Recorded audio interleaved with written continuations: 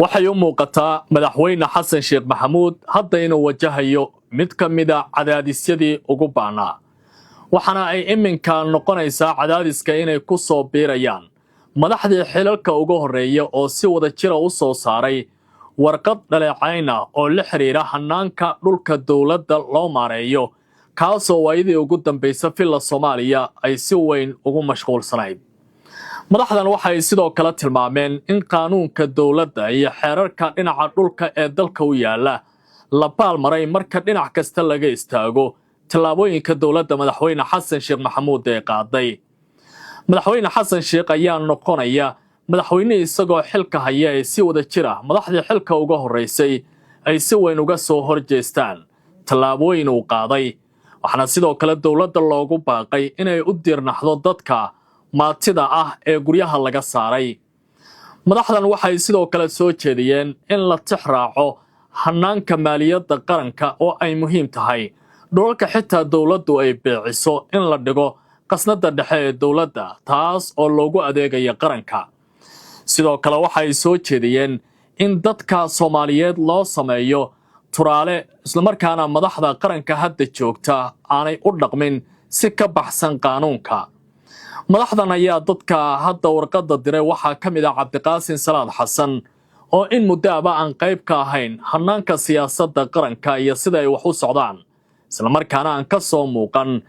warbaahinta iyadoo aysan jirin warqado uu soo saaray marka la eego marxaladihii kala duwanaa ee dalku uu soo maray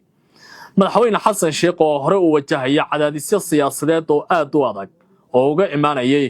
qolyaha mucaaradka ah ee sida weyn uga soo horjeeday hanaanka aragtida dowladdiisa ayaa hadda warqadan waxay ku noqonaysaa dhibaato kale oo siyaasadeed xilli qaranku uu wajahaya mashaakil amni iyo kuwa siyaasadeed oo la xiriira arrimaha doorashooyinka iyo waliba sida laga yeelayo xalinta siyaasadda gudaha taas oo ay u sii dheer tahay faragelinta shisheeye oo ay Soomaaliya waayadii ugu dambeysay ay wajahaysay waliba si gaar ah marka loo yimaado dagaalada ka dhacaya gobolka Gado madaxweyne xasan sheekh maxamuud suuragal ma tahay inuu ka jawaabo dhaleecaynta saddexda madaxweyne ee xilka ugu horeeya ay soo jeediyeen suuragal ma tahay inuu la yimaado difaaca qaanuun maadaama qodobada lagu soo eedeeyo guud ahaanba ay la xiriiraan sharciyada dalka gaar ahaan dastuurka iyo waliba xeerarka arrimaha dhulka iyo maaliyadda Soomaaliya doodda hadda madaxdan ay soo saareenna waxay ku soo aaday xilliga ugu muhiimsanaa sideese looga falceliyay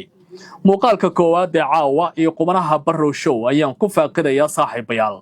soo dhawaada meel kasta oo aad joogtaanna ku soo biira YouTube-kana oo subscribe saara aad baad u mahadsantihiin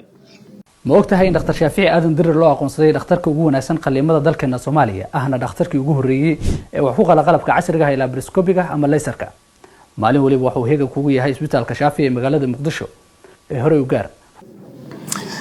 sida la socoteen maalmihii ugu dambeeyay dowladda uu hogaamiye madaxweyne xasan sheekh maxamuud waxay wajahaysaa culaysyo siyaasadeed oo kala duwan si gaar ah madasha samata bixinta oo ay ku midoobeen siyaasiyiin xilal kala duwan dalka ka soo qabtay oo shirar ku lahaa magaalada Muqdisho isla markaana si weyn u dhaliilsanaa hanaanka dowladdu ay u shaqeyso marka loo yimaado siyaasadda maxalliga ah ee dalka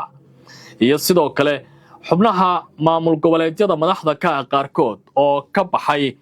hanaanka dowladdu ay u shaqeyso isla markaana xiriirka u jiray dowladda federaalka maamuladaasi waxaa ka mid ah Puntland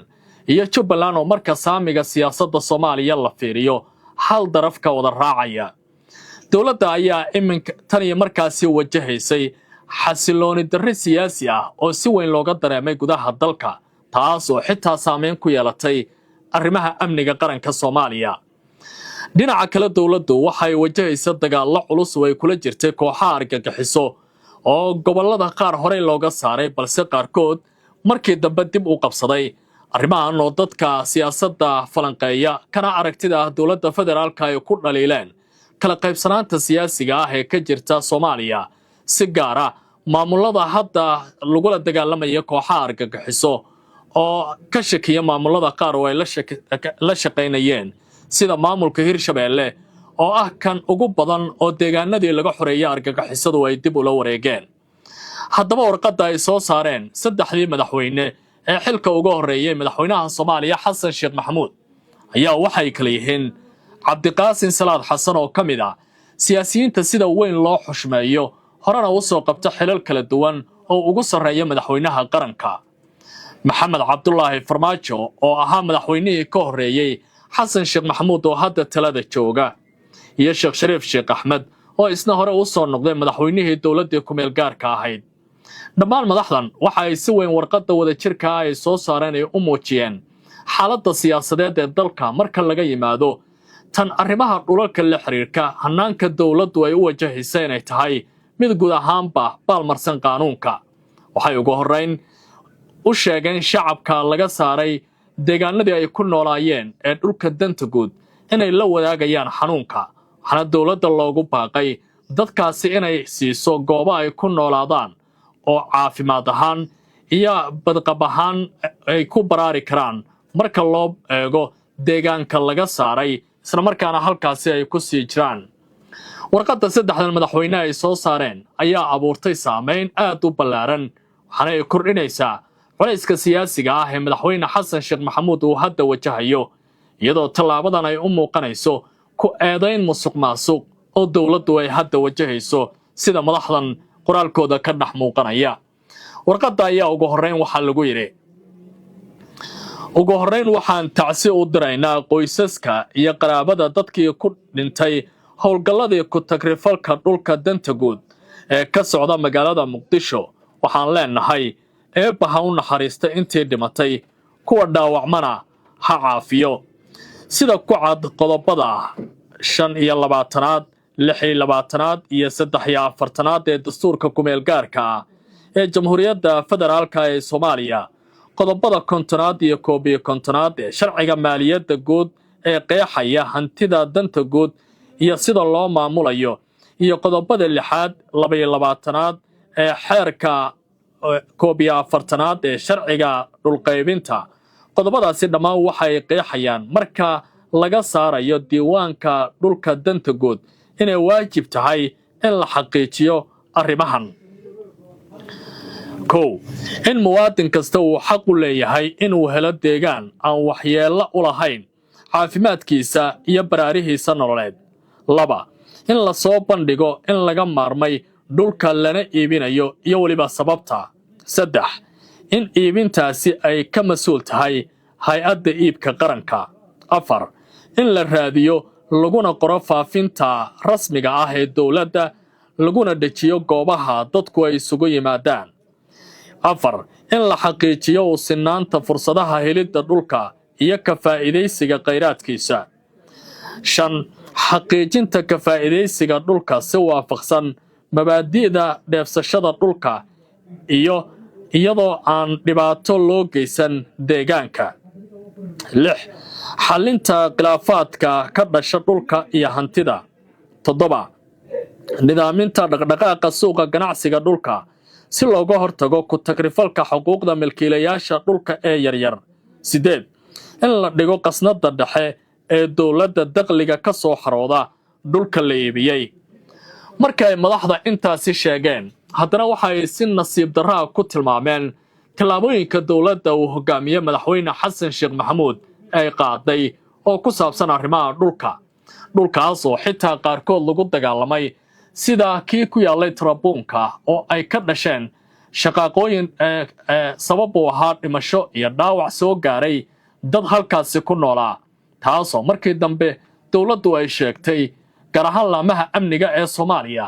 in ay daba socdeen dad dambiilayaal oo hub watay isla markaana ay dadka deegaanku ka hor yimaadeen haddaba madaxda waxa ay sheegeen iyagoo ka hadlaya arrimahaasi iyo waliba tan la xiriirta dhulka waxa ayaan darro weyn ah in aan la marin qodobada sare ku xusan oo shuruucda dalka ay waajibinayaan in la raaco isla markaana ay si bareer ah loogu tuntay dastuurka ku-meel gaarka ah ee jamhuuriyadda federaalka ee Soomaaliya iyo shuruucda kale ee dalka haddaba innaga oo tixgelinayna cabashooyinka isdaba joogga ah ee naga soo gaaraya qoysaska la barakiciyey waxaan soo jeedinaynaa in madaxweyne xasan sheekh maxamuud uu qaado tallaabooyinkan 1 in uu ka waantoobo ku tagrifalka hantida danta guud iyo weliba awood sheegashada baa la yidhi dadka danyarta ah ee uu u dhaartay inuu u adeego. 2 in dib u dejin loo sameeyo dadka la barakiciyay xaqa dastuuriga ahna ay u leeyihiin inay helaan deegaan. 3 in dhulka lagu soo celiyo gacanta dawladda kii laga maarmi waayana loo maro hanaanka sharcigu tilmaamay. sidoo kale madaxdan marka laga yimaado fariimaha ay u jeediyeen madaxweynaha dawladda federaalka ee Soomaaliya Xasan Sheekh Maxamuud waxay sidoo kale la hadleen qaar ka mid ah ganacsatada ka shaqeeya arrimaha dhulalka ee doonaya dhulka dadka laga saaray in ay iyaga la wareegaan. waxaa loogu baaqay inay si weyn uga fiirsadaan sida warqadda ay soo saareen madaxweyne Cabdiqaasim Salaad Xasan, Sheekh Shariif Sheekh Axmed iyo waliba Maxamed Cabdullaahi Farmaajo oo xilka ugu horeeya Xasan Sheekh Maxamuud oo hadda ah madaxweynaha qaranka. waxay la hadleen ganacsatada iyagoo yiri ugu dambeyn ganacsatada iyo bulshada Soomaaliyeed ee xalaal quudatada ah waxaan uga digaynaa in aanay ku kadsoomin dhulka danta guud ee ummadda ka dhaxeeya meelna ay uga soo wada jeestaan fasaadka iyo waliba baa la yidhi boobka hantida qaranka iyaga oo ogsoon awoodda dastuuriga ah ee ku cad qodobka 1 ee dastuurka kumeel gaarka ah ee Soomaaliya. warbixintan ama qoraalkan oo ay si wada jira u soo saareen Cabdiqaasim Salaad Xasan, Shariif Sheekh Axmed iyo waliba Maxamed Cabdullaahi Farmaajo waxa uu ku soo aadayaa iyadoo arrimaha la xiriira dhulka waayadii ugu dambeysay uu ahaa mid si weyn loogu dhaliilaya dawladda hadda talada joogta. haddana marka la eego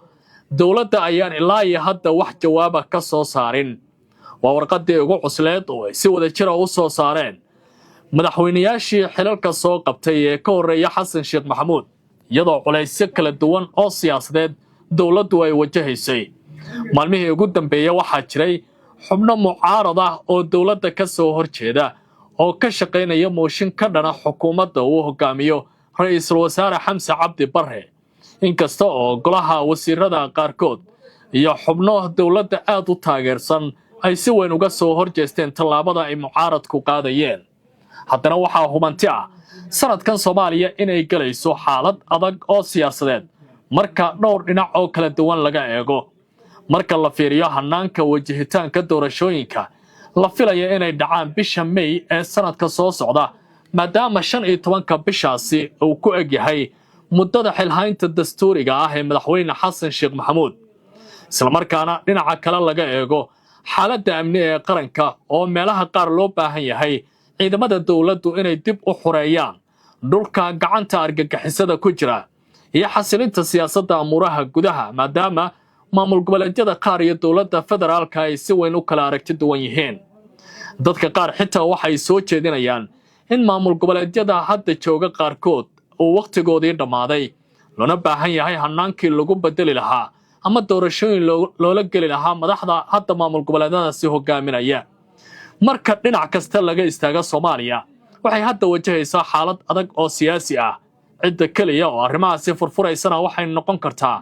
tallaabada uu qaado madaxweyne Xasan Sheekh Maxamuud oo laba jiha mid uun dalka aadin doona.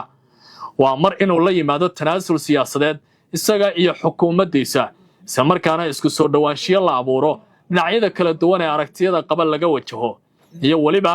in arrimaha la xiriira aragtiyadooda ay ku sii adkaystaan, taasi oo muujinaysa in qaar ka mid ah hogaamiyaasha sida weyn uga soo horjeeda dawladda ee mucaaradka ah aragtidooda ay ku sii adkaystaan. labadan dhinac midii loo jiheeyo ayay Soomaaliya aadi kartaa iyadoo waliba dalku uu yahay mid nugul marka la eego marxaladda iyo xaaladda siyaasiga uu ku jiro dalkan oo ka kabanaya colaadihii muddada dheer haystay ee wajiyada kala duwan lahaa.